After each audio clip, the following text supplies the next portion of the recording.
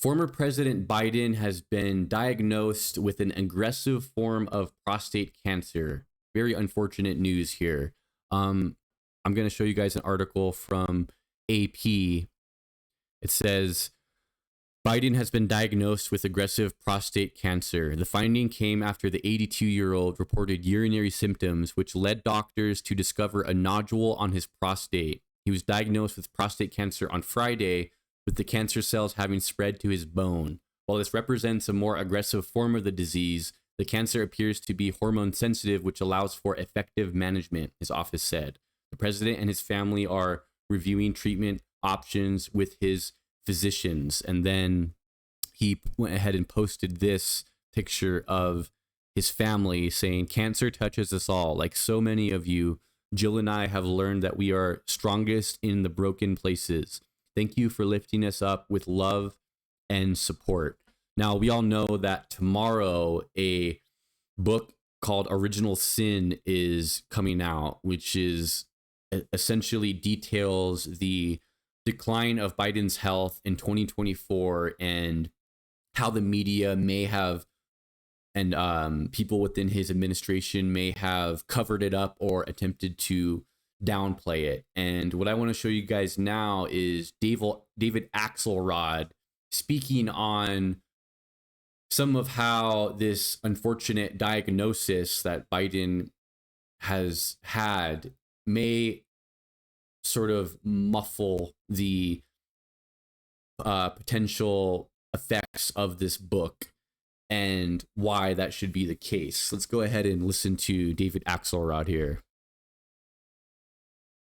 As you mentioned,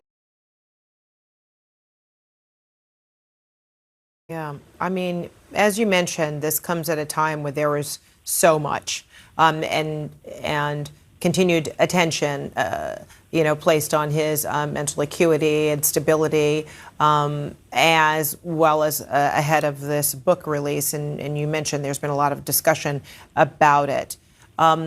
His medical condition now, his announced medical condition now, do you believe that silences or delays a lot of conversations about his, last year and a half of his presidency for now? Yeah, well, I mean, I think those conversations are going to happen, but they should be more muted and set aside for now as he's struggling through this. Yeah, it's. I just. It shouldn't be stunning because prostate cancer is so common among men at his stage in life. Most men, if they live long enough, deal with prostate cancer. But and it's great news that they think that it's manageable, but jarring nonetheless. The thing, Fred, is that people who serve in these offices, they sort of become embedded in our lives. And, and this is a reminder that that no one's immortal. And so it's jarring. And I had the opportunity to serve with Vice President Biden for 2 years in the White House. And I was around when some of the concerns about health, Bo's health. Later on, when I was working as a consultant to the campaign, Bo's health came to the fore, and I just feel for the family, because it's one more thing to struggle with right now. So you heard Axelrod say there that he thinks that some of the discussion that this book may have sparked should be put to the side a bit, and I could not agree anymore. I plan on reading the book. I planned on reading it tomorrow. I'm not sure if I will read the book tomorrow anymore.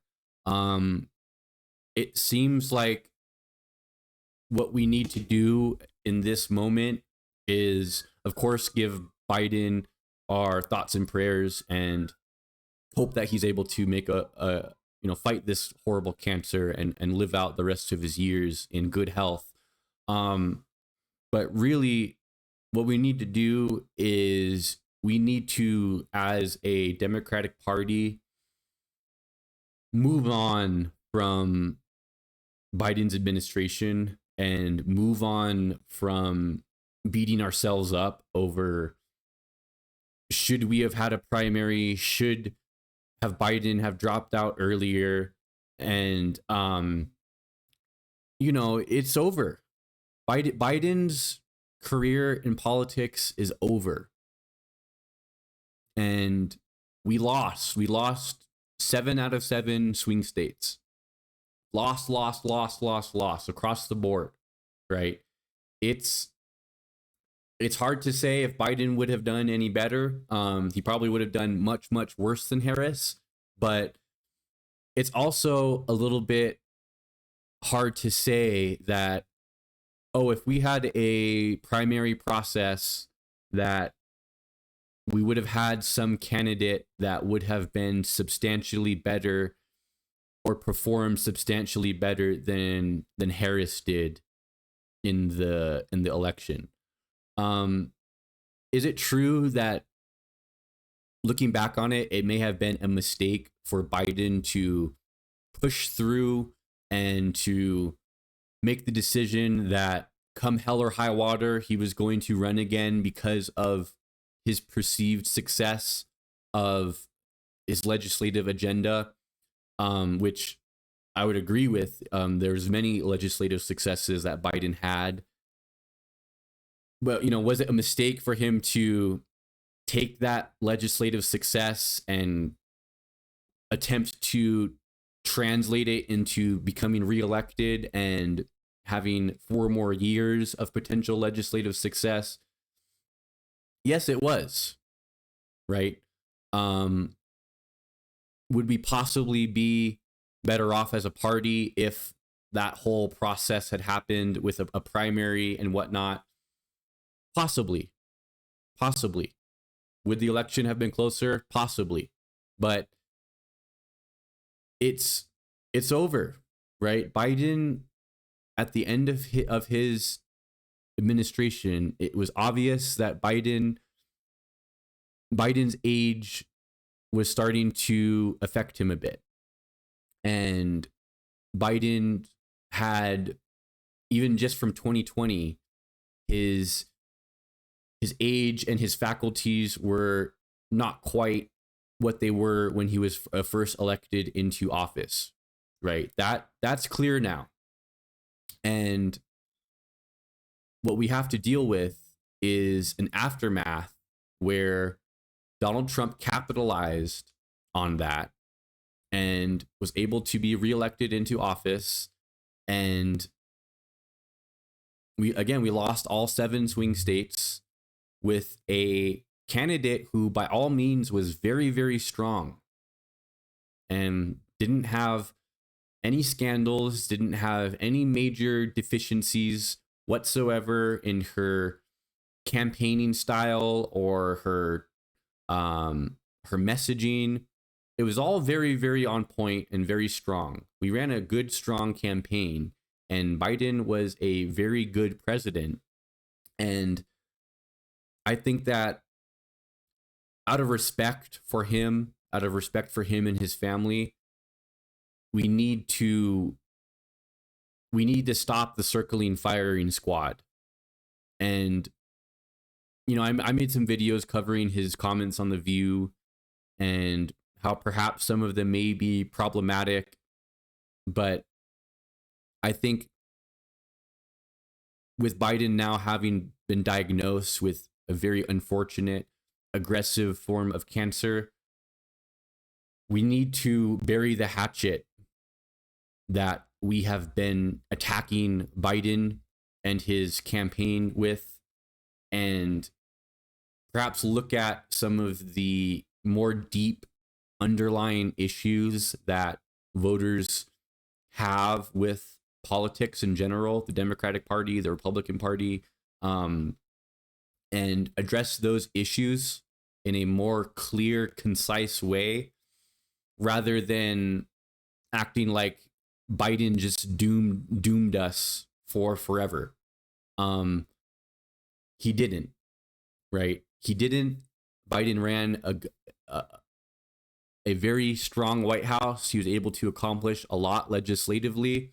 And when it became clear that he wasn't quite ready to run the campaign to the expectation of the American people and to those around him, when it became clear that that wasn't going to be able to happen, what did he do? He did the right thing and he stepped down, and he gave a full-throated endorsement of his vice president and allowed the Democratic Party to have a clear path, a clear chunk of time where he's out of the picture and Harris is now the front runner.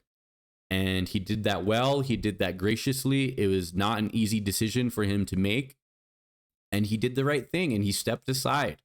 And we need to give him kudos for stepping aside, even though it might be easy to play, Monday morning quarterback and go, well, he should have done it earlier because we would have had a primary and we would have had, this nebulous candidate that would have performed much better than Harris did in the election. No, I'm not sure about that.